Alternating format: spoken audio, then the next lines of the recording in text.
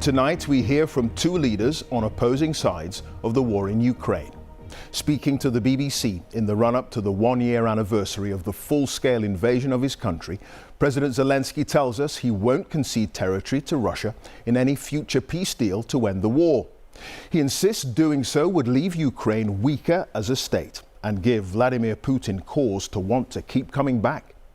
Meanwhile, one of the Russian leader's staunchest allies, Alexander Lukashenko of Belarus, has told the BBC he'd be willing to allow Russia to launch a fresh ground assault from his country. We'll hear from Steve Rosenberg in the Belarusian capital Minsk in a moment, but first, here's our World Affairs editor, John Simpson, in Kiev. A year on, President Zelensky may be stressed and deeply tired, but there's a definite spring in his step. Compared with the last time I met him 4 months ago, he seemed a lot more confident, even though Russia may soon unleash a new onslaught. They're coming from several directions, and we understand it. But we're holding defense. Modern weapons, powerful weapons, when we get them, speed up liberation and peace, because weapons are the only language which Russia understands. The fact is, he knows that his NATO friends are slowly giving him many of the weapons he needs, and he's sure Ukraine can hold out until it's able to launch a major counterattack of its own. So he's certainly not minded to make any concessions to Russia. Any territorial compromises will only weaken our country. Why? It's not about the word compromise. Why would we be afraid of it? We have 1 million compromises in our lives. They happen every day. The question is, with whom? A compromise with Putin? No, because there's no trust. Dialogue with him? No, because there's no trust. So, no question now of agreeing to let Russia have any part of eastern Ukraine. And, he says, no peace is possible while Russia holds on to Crimea. And meanwhile, looking back, a year ago, would you have thought that you would be sitting here, still president, and the war would still be going on?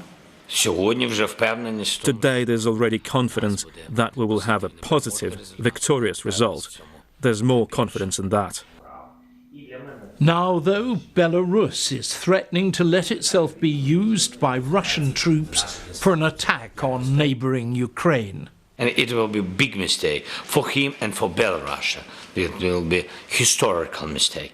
But if Belarus does involve itself with the... We'll fight. Can you survive? We'll fight. We will survive.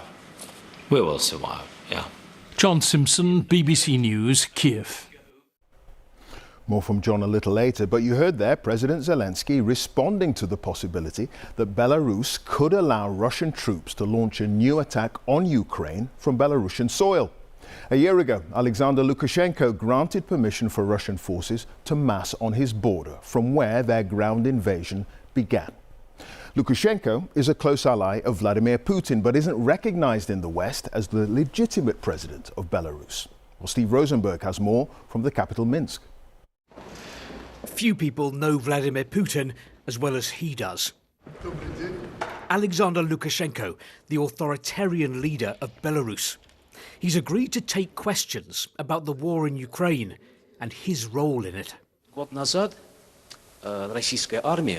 year ago, I say, you let Russia use your country as a staging ground for invading Ukraine. Are you prepared to do that again?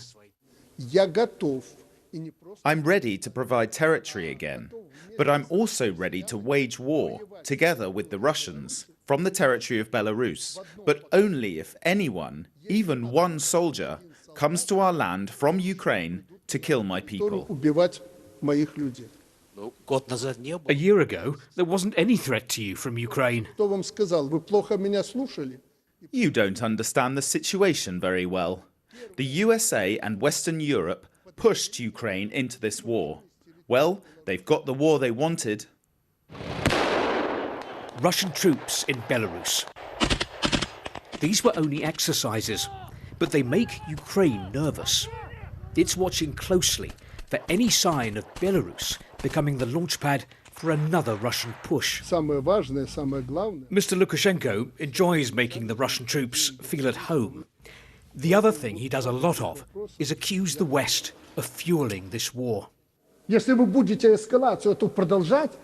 you continue this escalation, you will get nuclear weapons, and Russia has more than anyone. If nuclear war starts, Belarus will cease to exist. So I'm saying we need to stop. We need to sit down at the negotiating table, because nuclear war will wipe out the USA too.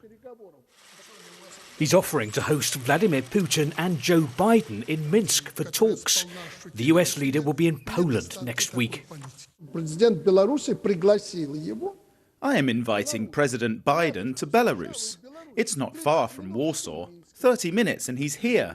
I will persuade the president of Russia to come too. We will sit down and reach an agreement. That's unlikely to happen. In the eyes of the West, Alexander Lukashenko is very much in Russia's camp, doing the Kremlin's bidding. Steve Rosenberg, BBC News, Minsk.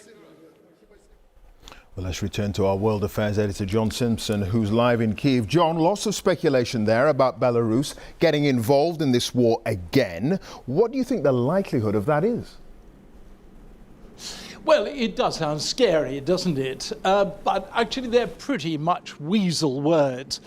As things stand, after all, there was facilitated the whole invasion of Ukraine in the first place. Those lines of tanks, which we all remember so much being shot up by the Ukrainians, all came down through Belarus.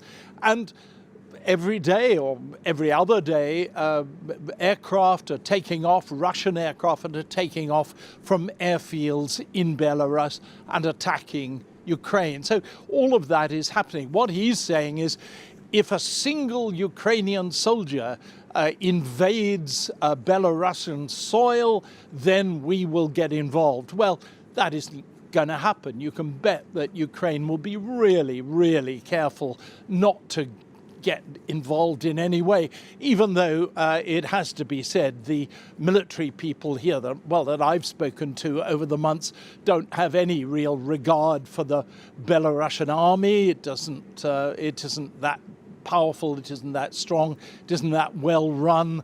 The chances are really pretty minimal that I think that Belarus itself will get involved, but its territory will be used as it was before, and that's something that Ukrainians have really got to worry about.